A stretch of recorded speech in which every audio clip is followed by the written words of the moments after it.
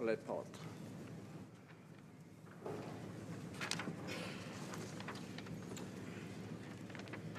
It being orders of the day.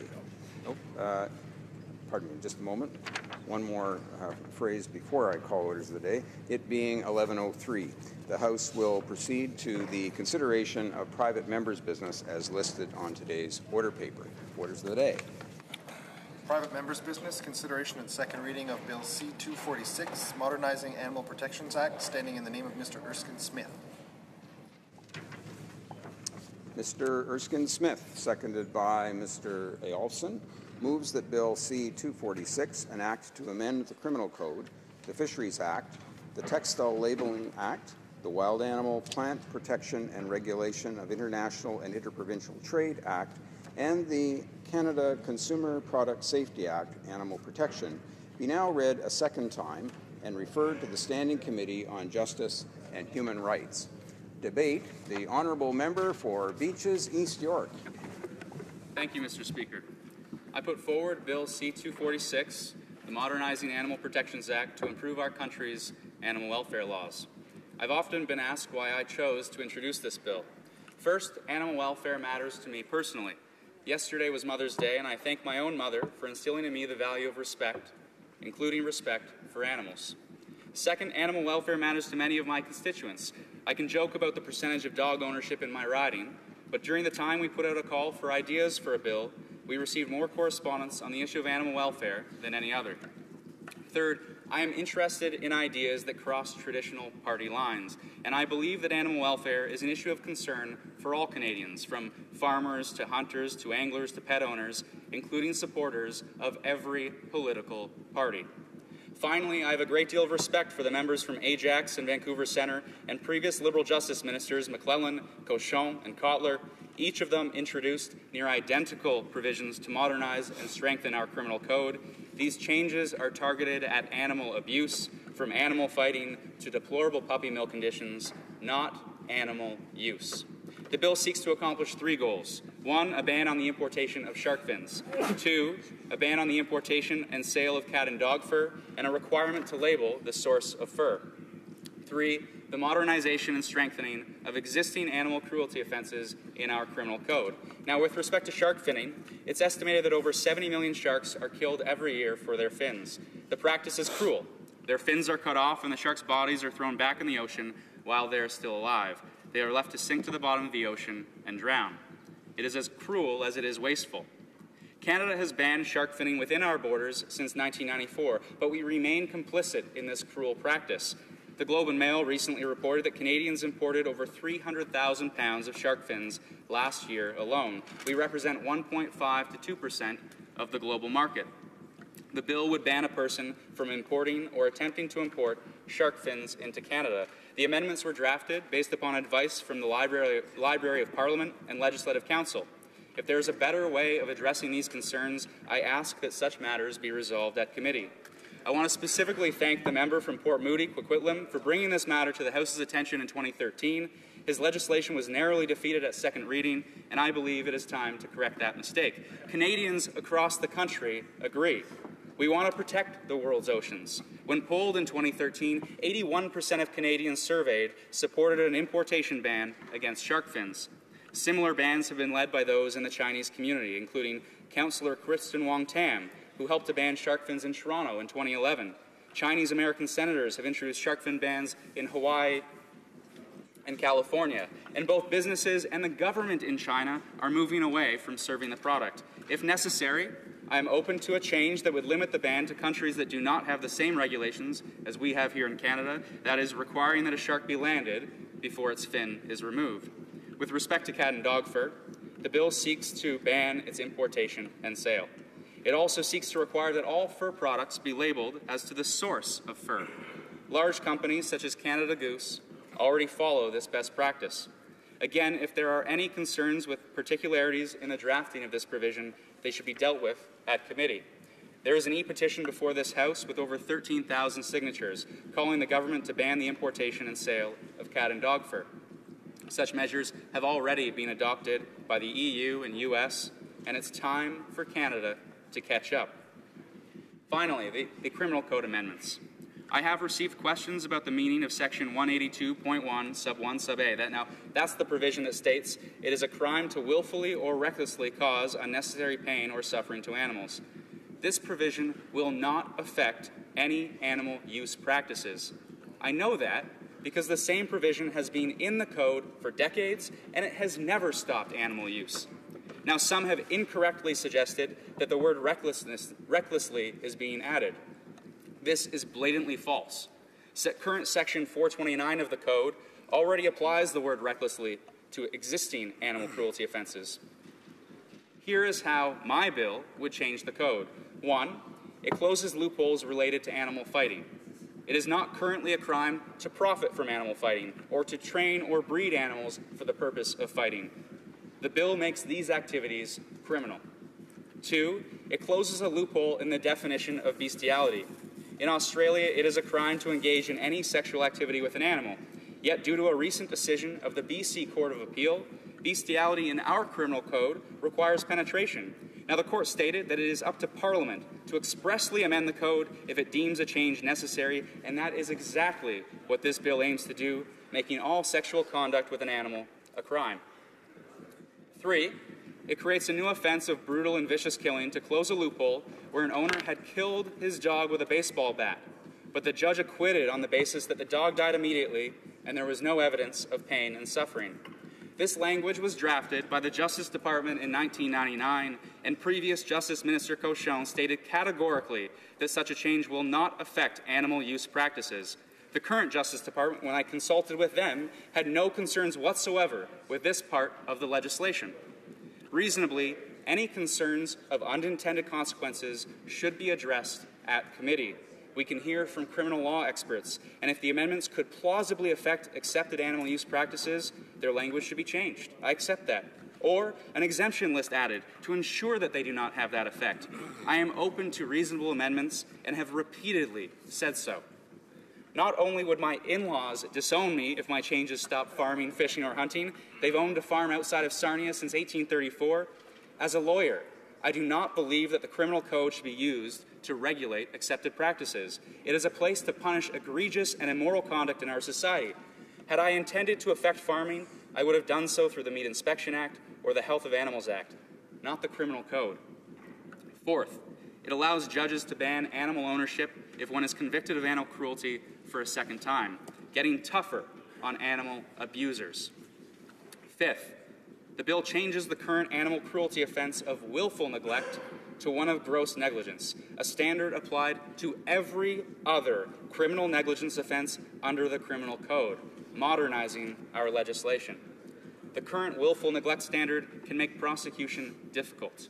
Under a gross negligence standard, there is no mental element to the offense, and the Crown need only prove that animal cruelty was caused by conduct that is a marked departure from the norm. Now, that remains a very high standard. Clumsiness, incompetence, and ordinary mistakes will not be criminalized. An example of a recent case of criminal negligence is the conviction of the Albertan parents who failed to take their sick baby to a doctor for over 2.5 weeks, resorted only to natural remedies until the baby died. Criminal negligence requires a significant departure from what is generally accepted in our society in order for the moral censure of a criminal punishment to be appropriate. Finally, my bill moves animals from the property section to a new part, entitled Offenses Against Animals. This is a symbolic change. Animals will remain property at law, but it recognizes that animals are different from tables and other kinds of property. It recognizes that an offense against animals is wrong because it is wrong to harm animals, not because it is wrong to damage another person's property, which just happens to be an animal. Previously, the Criminal Lawyers Association testified at committee that the removal of the animal cruelty provisions from the property section would not cause the loss of any available defenses under the code. And this part is important. When it was studied at committee in the Senate, the Ontario Federation of Anglers and Hunters and the Poultry Welfare Association both hired counsel to testify, and each noted that their only legal concern with the removal from the property section would be the potential loss of the color of right defense. They proposed one specific amendment to fix that, and to address those concerns, I added that proposed amendment at Section 182.4 of my bill. If any concerns remain, again, I am open to amendment. The purpose of this bill is not to affect accepted animal use in our society. There are a broad range of groups supporting my bill. I'm proud to say that the Canadian Centre for Abuse Awareness supports the bill. The CCAA is a national charitable organization with a mandate to reduce the incidence and impact of child abuse through education and public awareness. As John Muse, Director of Public Safety at the CCAA, a retired veteran police detective and former board member at the Parole Board of Canada, notes, research confirms the link between abuse of animals and other forms of violence, including child abuse. The CCAA appreciates the targeted approach taken in this bill in a number of specific areas. Of note, this legislation, when passed, will close a sex with animals loophole successfully used by a child sexual abuser in court. The CCAA believes this evidence-based PMB is deserving of all party support and looks forward to testifying in support of the bill at committee. Second, the Canadian Veterinary Medical Association supports the bill. The CVMA is the national and international voice of Canada's veterinarians. The CVMA writes, veterinarians are often the first professionals to examine an abused animal. The CVMA continues to support efforts to strengthen the Criminal Code's existing animal cruelty provisions and strongly supports passage of C-246 at second reading and looks forward to providing more detailed and in-depth input at the committee hearings. Third, humane societies and SPCAs across the country support the bill. The Montreal SPCA states that cases of severe neglect are unfortunately not uncommon, and changes need to be made to facilitate the prosecution of these offences. The BC SPCA states that the bill closes loopholes related to animal fighting and creates a gross negligence offence for animal cruelty to make it easier to prosecute cases such as deplorable puppy mill conditions. The Canadian Federation of Humane Societies has written to every member of Parliament in support of the bill. Each year, SPCAs and humane societies investigate more than 45,000 complaints of animal cruelty and neglect. As organizations entrusted by governments and by Canadians to enforce the law, the member societies of the CFHS regularly witness the impact of inadequate and antiquated animal cruelty sections of the Criminal Code of Canada. This is not new legislation. The Criminal Code amendments were originally drafted by the Justice Department in consultation with animal use organizations. Near identical legislation passed this House at third reading on 3 occasions and passed third reading at the Senate on 1 occasion, subject to minor proposed changes. Many current members of Parliament voted in favour of that legislation, including ministers of Indigenous and Northern Affairs, of Agriculture, of Immigration, of Public Safety, the government House Leader, and the members for Cape Breton Canso, of Malpeque, Yukon, Kenora, Vancouver Centre, Scarborough-Guildwood, Brome-Missisquoi, and Steveston, Richmond East. That legislation included the brutal and vicious language, lawful excuse language, and the addition of the gross negligence standard. It was not only supported then by current colleagues, it was also supported by animal use groups. For example, the Canadian Federation of Agriculture supported that legislation in 2004, and a broad coalition of animal sector groups wrote a letter dated November 22, 2004, to then Minister of Justice Irwin Cotler to support the legislation. The letter was signed by, among others, BC Cattlemen's Association, Canadian Cattlemen's Association, Canadian Association for Laboratory Animal Science, Canadian Sheep Federation, Dairy Farmers of Canada, Manitoba Cattle Producers Association, and the Ontario Farm Animal Council. The letter stated, Canada's animal-based sectors, as represented by the undersigned, wish to express our support for the swift passage of certain amendments to the Criminal Code, cruelty to animal provisions. This national coalition, on behalf of over 1 million Canadians we represent, join with others who are expressing support for improved animal cruelty legislation. Specifically, we are calling for the reintroduction and adoption of the measures contained within Bill C-22. It is our hope that the consensus that has already been achieved in Bill C-22 will result in the reintroduction and passage of this important legislation as rapidly as possible. Bill C-246, my legislation, reintroduces that important legislation in Bill C-22. The previous member from Peterborough, a riding with a cross-section of rural and urban communities, the Honourable Peter Adams, said this in 2004, "This is legislation that is important to all those who care about animals. It is equally important to those who own pets as it is to farmers who care for their livestock. It simply brings old provisions designed to protect animals into the 21st century. Enough is enough." That was 12 years ago. yet the words still ring true today. The purpose of a vote at second reading is to vote on the objects of the bill. I have laid out these objects and reiterated that the intention of this bill is not to affect animal use practices. I ask for your support at second reading such that any concerns, questions, and potential drafting errors can be addressed properly at committee. I ask for your support to improve our animal welfare laws. Thank you very much, Mr. Speaker. Questions and comments? The honourable member for Calgary-Nose Hill. Mr. Speaker, I appreciate my colleagues' efforts to bring better animal welfare standards in Canada. As an out and proud cat lady, I am very excited to hear that. I have two questions that I think some have some concerns around. Section 182.1b talks about an animal being killed brutally or viciously, and I'm just wondering if my colleague could tell if that's defined in the bill right now, or if he'd be looking to define those such that certain methods of slaughter for agricultural animals would not be included in that. And then the other component is Section D under the same section, which talks about injections of poisons or an injurious drug or substance. Could he talk about an intent for definition around that? Because I do know that there will be people who run animal modeling facilities at research institutions across the country that will be concerned about definitions therein. Member for Beaches East York.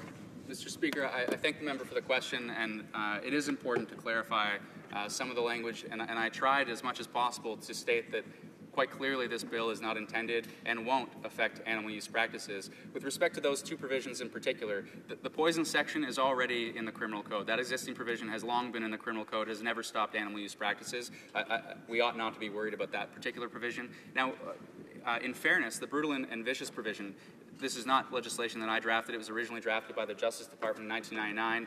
We do have a minister stating categorically that it will not affect animal use practices, but I completely appreciate that some folks might want to see that in black and white, and this is exactly why I'm asking to get this bill to committee. Let's have criminal lawyers testify as to its actual plausible effects, and if there's any possibility that that would affect any animal use practices, let's either remove that provision or let's put a definition section in the bill. And comments. The honourable member for Port Moody, Coquitlam.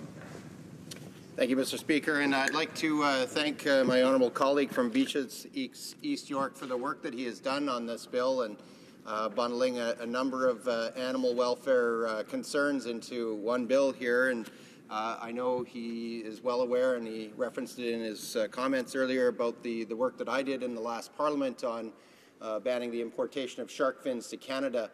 And he's acknowledged that, and I certainly provided as much material as I could.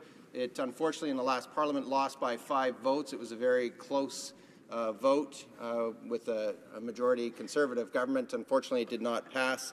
Over 100 million sharks a year, as he knows, died of this cruel practice. But my question, Mr. Speaker, is there's been a lot of misinformation spread by certain Conservative members in communities across the country. And I wonder if my colleague could talk about the criminal code amendments and the misinformation that has been spread about hunting and fishing in this country. Honourable member for Beaches East York. Thanks very much, Mr. Speaker, to the member for the question. I first want to highlight, he mentioned the bundling of various provisions together, and I've heard an attack related to omnibus legislation. And first, all provisions are related to animal welfare, the same topic, but more than that, it's 7 pages, Mr. Speaker, and if it is an omnibus bill, it's the shortest omnibus bill this House has ever had the opportunity to debate. But to the member's point about misinformation, there's been far too much misinformation spread. For example, and I highlighted the fact that I'm not adding recklessly to the bill. There's been comments that I have. There have been comments that I'm aiming to stop hunting and fishing, that this bill will do that. It simply won't do that. There's not a single criminal lawyer in the country who suggests that that will happen, and previous testimony at committee in the House and in Senate stated absolutely the opposite. Questions and comments. The honourable member for Saanich Gulf Islands. Thank you, Mr. Speaker. I want to commend the honourable member for Beaches East York for bringing forward this very important legislation. I also had a private member's bill to deal with shark finning in the past, And my question was actually one he's anticipated, because when a bill has many other bills affected, sometimes people make the blanket statement that it's somehow illegitimate as an omnibus bill. The legitimate use of many statutes in the same bill is when they speak to one purpose. And I wonder if he would expand on the purpose being to take a great step forward against animal cruelty in Canada. Honourable member for Beaches East York. Thank you. I thank the member for her question and for her work on the issue of animal welfare. The purpose of this bill is to take a step towards bringing Canada's animal welfare laws into the 21st century. Now, I referenced the former member of Peterborough who said just that in 2004, and yet no action was taken. The attempts to ban shark finning narrowly were defeated. The EU and the US have banned cat and dog for the sale and importation for many years. Canada lags. The criminal code amendments, some of the provisions, the offense provisions which we're hoping to update and modernize here, have not been updated for over 100 years. It's time for Canada to bring our animal welfare laws into the 21st century. Resuming debate, the honourable member for Dauphin, Swan River, Neepawa. Thank you very much, Mr. Speaker. I will be splitting my time with the member from Red Deer, Lacombe. Mr. Speaker, I rise in this House today to speak against Bill C-246, the so-called Modernizing Animal Protections Act. I'm very proud to represent the vast constituency of Dauphin, Swan River, Neepawa, and West Central Manitoba. My riding, Mr. Speaker, is primarily agricultural and Honourable member, he mentioned that he wanted to split his time, but normally time is not split in a private member's hour debate. I'm assuming he's meaning that the honourable member for Red Deer Lacombe will also have 10 minutes, but perhaps later in the debate. Is okay? Is that right? Okay. The honourable member for Dauphin, Swan River, Neepawa. Okay. Thank you, Mr. Speaker. The member from Red Deer Lacombe will also be speaking. Mr. Speaker, I rise in this House today to speak against Bill C-246, the so-called Modernizing Animal Protections Act. I'm very proud to represent the vast rural constituency of Dauphin, Swan River, Neepawa in West Central Manitoba. My riding is primarily agricultural, and in addition to producing grains and oilseeds, the land supports thriving cattle and hog industries. My constituency is also blessed with vast tracts of natural habitats and numerous lakes that support hunting, angling, and trapping activities that are critical to our way of life and our thriving tourism industry. The wise use of our fish and wildlife resources and the efficient, humane, and environmentally sound raising of livestock are critical to maintaining the economy and the way of life in my riding. And it is my duty as MP to vigorously defend our way of life against the ill-conceived Bill C-246. Let me be very clear, Mr. Speaker. We all support animal welfare, but animal welfare is a far cry from animal rights. Canada has good animal welfare legislation at both the provincial and federal levels. However, Bill C-246 is a Trojan horse that would advance a pure animal rights agenda. And Mr. Speaker, the animal rights movement is very clear that their primary goal is the elimination of all animal use. Animal Justice Canada strongly supports Bill C-246, and they are, and I'm quoting, quote, working to enshrine meaningful animal rights in Canadian law, including the right of animals to have their interests represented in court and the guarantee of rights and freedoms that make life worth living. The group PETA on the masthead of their website proudly state that, quote, animals are not ours to kill, eat, wear, experiment upon, or exploit for entertainment, unquote. And then there's PETA's famous line, quote, when it comes to pain, love, joy, loneliness, a rat is a pig, is a dog, is a boy, unquote.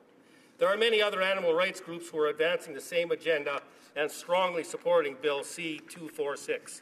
You are known by the company you keep.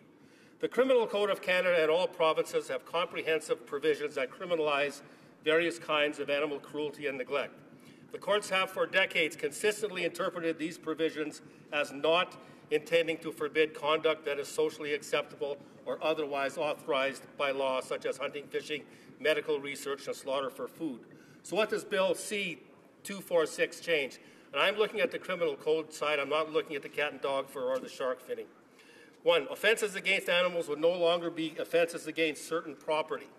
This significant change takes animal cruelty offenses out of the section dealing with offenses against certain property and moves to the section of the criminal code dealing with offenses against persons, giving rise to the suggestion that animals are no longer a special type of property but are potentially entitled to rights similar to persons. 2. Inclusions of the new recklessly test.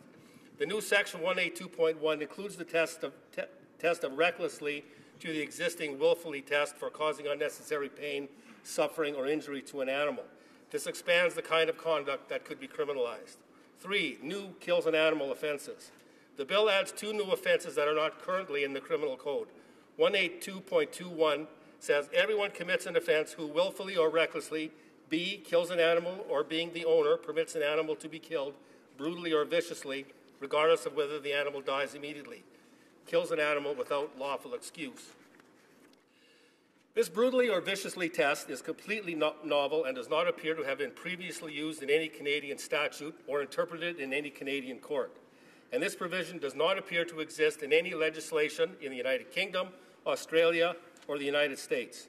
It creates a new and very broad offense. For example, would the current method of cooking lobster by placing them alive in a pot of boiling water be criminalized? Currently, killing an animal is not the focus of the criminal code. Cruelty, not killing, was the focus of the offenses.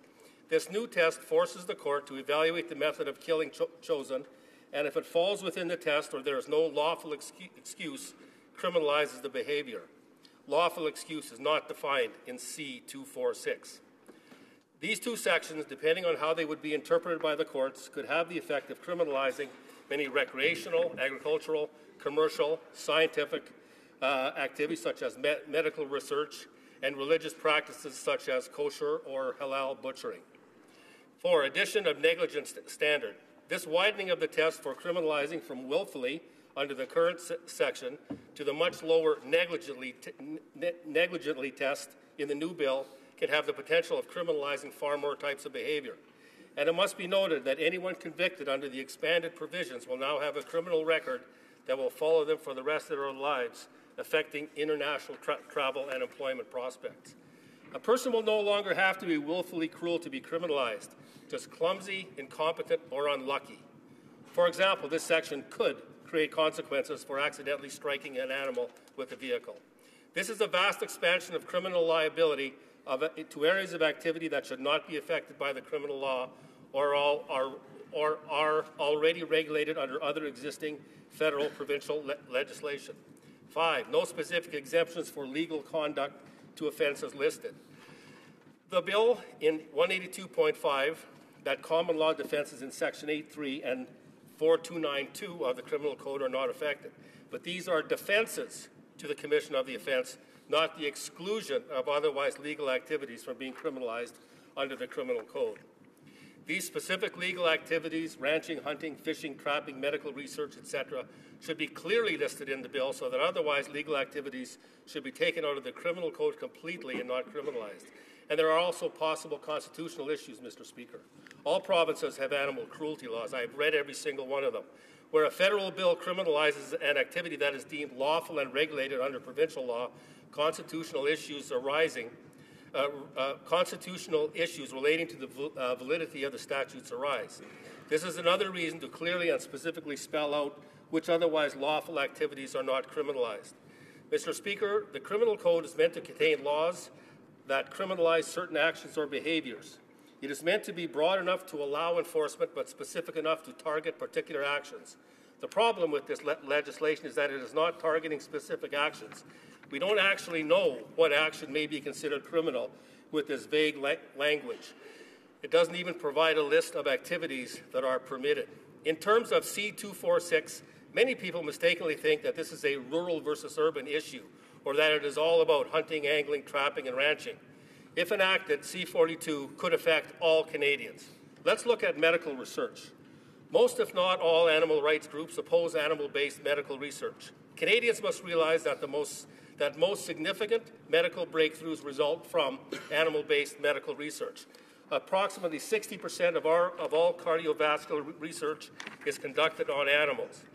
The Heart and Stroke Foundation, on their website, notes, quote, remarkable progress has been made tackling cardiovascular disease in Canada over the past 60 years, with death rates declining by more than 75%. This is largely due to research advances. It must be noted, Mr. Speaker, that all surgical techniques are developed and tested on animals before they are applied to humans. Humanity owes a great deal of gratitude to those animals that were sacrificed so that we might live.